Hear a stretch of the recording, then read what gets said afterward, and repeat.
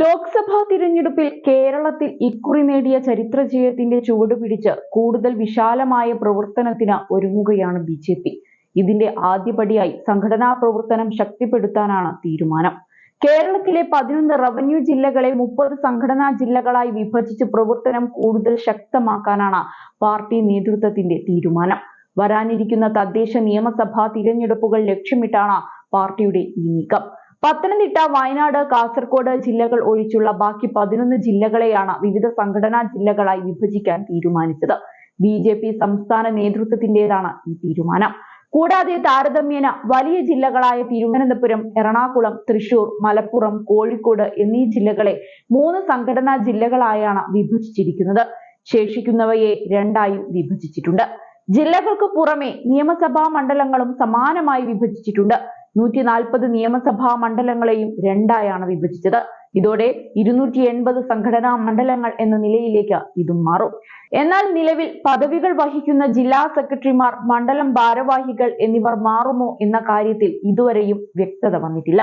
Thiruvananthapuram north, Thiruvananthapuram south, Thiruvananthapuram city, Kollam east, Kollam west, Alappuzha north, Alappuzha south, Kottayam west, Kottayam east, Idukki north, Idukki south, Ernakulam city, Ernakulam north, Ernakulam east, Thrissur city, Thrissur north, Thrissur south, Palakkad east, Palakkad west, Malappuram central, Malappuram west, Malappuram east, Kozhikode north, Kozhikode rural, Kozhikode city, Kannur north, Kannur south എന്നിങ്ങനെയാണ് സംഘടനാ ജില്ലകൾ.